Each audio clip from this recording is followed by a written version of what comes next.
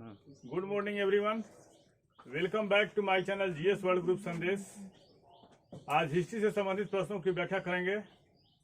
पहला क्वेश्चन है कि भारत का अंतिम हिंदू शासक कौन था? भारत का अंतिम हिंदू शासक कौन था?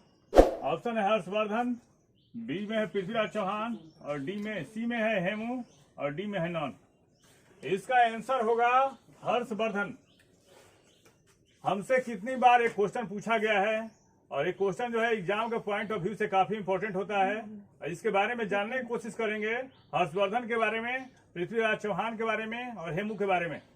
आखिर इतिहासकारों ने हर्षवर्धन को अंतिम हिंदू शासक क्यों माना, इसके बारे में जानने की कोशिश करेंगे। तो हर्षवर्धन के बारे में देखते हैं।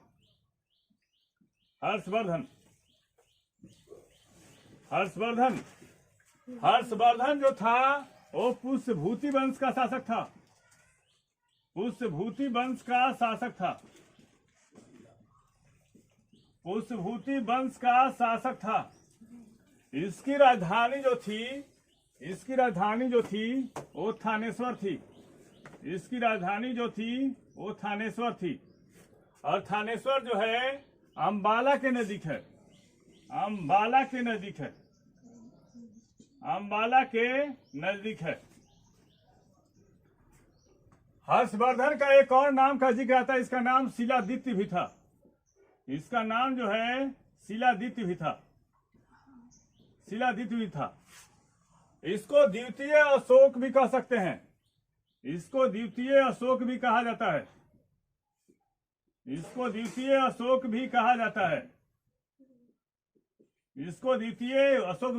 है। हर्षवर्धन ने परम भट्टारक नरेश की उपाधि भी धारण की थी। हर्षवर्धन ने परम भट्टारक नरेश की उपाधि धारण की। हर्षवर्धन भारत का अंतिम हिंदू शासक था। भारत का अंतिम हिंदू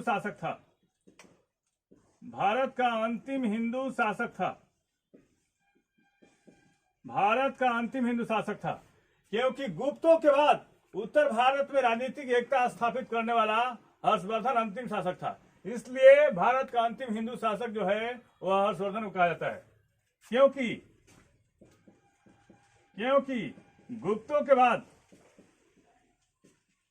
गुप्तों के बाद उत्तर भारत में राजनीतिक एकता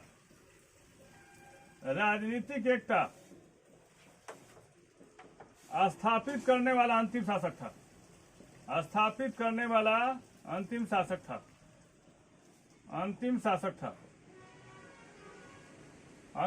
था। इसने नागालैंड,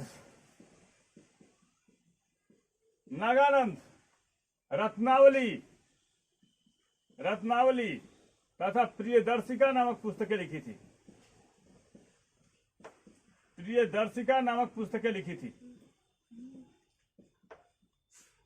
लिखी थी।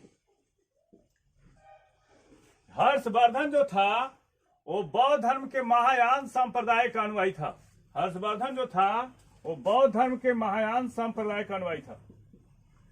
बौद्ध धर्म के महायान संप्रदाय का अनुयायी था।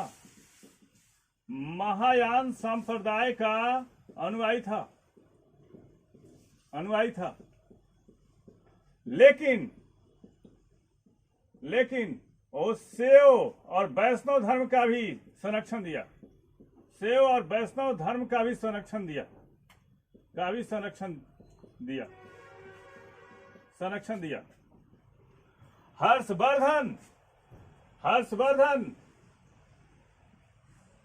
हर्षवर्धन पुलकेशिन द्वितीय के द्वारा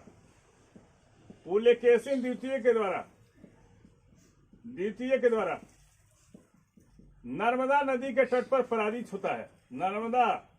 नर्मदा इतिहासकारों के अनुसार नर्मदा या ताप्ती नदियों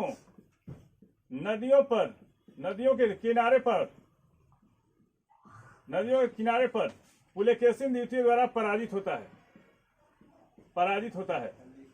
यहाँ समझेंगे इसके बारे में, हर्षवर्धन के बारे में जानने का कोशिश करेंगे कि आखिर हर्षवर्धन को अंतिम हिंदू शासक क्यों कहा जाता है। तो इसके बारे में इतिहासकारों को मानना है कि गुप्त वंश के बाद उत्तर भारत में राजनीतिक एकता स्थापित करने वाला अंतिम हिंदू शासक जो था वो हर्षवर्धन था। इसलिए इतिहासकारों के अनुसार हर्षवर्धन जो है भारत का अंतिम हिंदू शासक माना जाता है। देखिए इसके बारे में कुछ तथ्य इंपॉर्टेंट है। हर्षवर्धन जो था वो पुष्यभूति वंश का शासक था। हर्षवर्धन जो था वो पुष्यभूति वंश का शासक था। इसकी राजधानी जो थी वो थानेश्वर थी, वो अंबाला के नजदीक है, आधुनिक अंबाला के नजदीक है। हर्षवर्धन का एक और नाम आता है, उसका नाम शिलादित्य भी था। और हर्षवर्धन को द्वितीय अशोक भी कहा जाता है। अगर कनिष्क नहीं रहे तो हर्षवर्धन को द्वितीय अशोक कहा भी जा सकता है। आगे देखिए, हर्षवर्धन ने परम भट्टारक नरेश की उपाधि धारण की थी।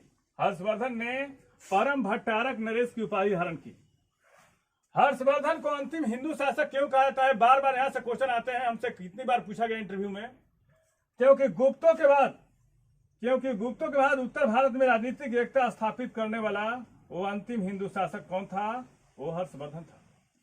हर्षवर्धन ने 3 पुस्तकें लिखी थी, नागानंद, रत्नावली और प्रियदर्शिका। नागानंद, रत्नावली और प्रियदर्शिका नामक पुस्तकें लिखी थी। हर्षवर्धन को पुलकेशिन द्वितीय ने हराया था। एक चालुक्य शासक था पुलकेशिन द्वितीय। उसने हर्षवर्धन को नर्मदा या ताप्ती नदियों के, इतिहासकारों के अनुसार कहीं नर्मदा भी देता है, कहीं ताप्ती देता है, लेकिन यहाँ पे ताप्ती सही होगा। इसने ताप्ती नदी के किनारे हराया था। हर्षवर्धन जो था वो बौद्ध धर्म के महायान संप्रदाय का अनुयायी था, लेकिन शैव और वैष्णव धर्म का भी उसने संरक्षण दिया था। हर्षवर्धन के टाइम में चीनी यात्री ह्वेनसांग आया था। हर्षवर्धन के टाइम में चीनी यात्री ह्वेनसांग आया था, जिसको प्रिंस ऑफ पिलग्रिम्स कहा जाता है, जिसको यात्रियों का राजकुमार भी कहा जाता है। इसको कहा जाता है यात्रियों का राजकुमार कहा जाता है, तथा नीति का पंडित भी कहा जाता है। नीति का पंडित तथा शाक्य मुनि भी कहा जाता है। शाक्य मुनि भी कहा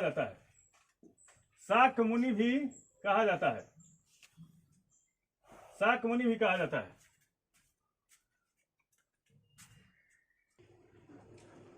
हर्षवर्धन के बारे में और कुछ जानने का कोशिश करते हैं। इसके बारे में हर्षवर्धन के दरबार में बाणभट्ट रहते थे।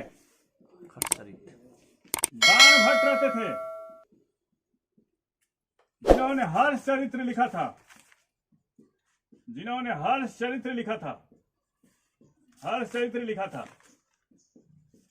हर्षवर्धन 41 साल तक शासन किया। 41 साल तक शासन किया। वह प्रयाग में प्रत्येक साल एक सभा का आयोजन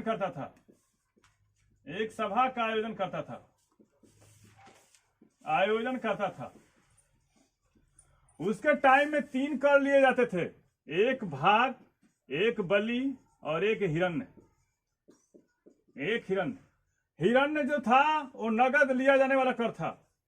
हिरण्य जो नगद लिया जाने वाला कर था। इसके दरबार में बाणभट्ट के अलावा जयसेन भी रहते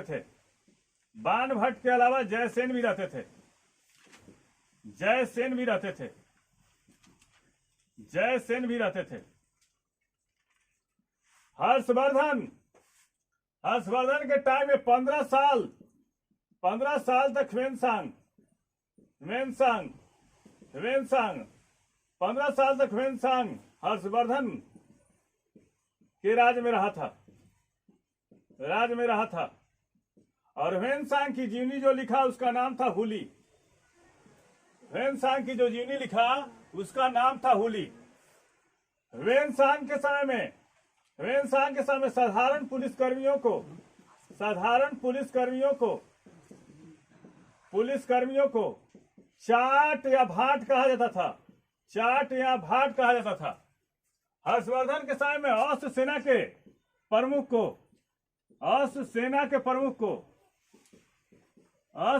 प्रमुख को कुंतल कहा जाता था।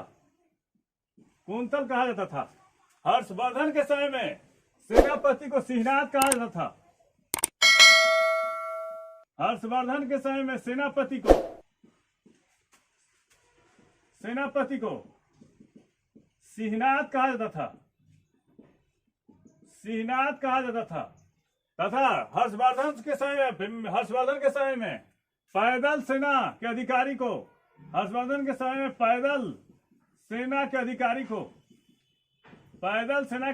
को बलाधिकृत कहा जाता था।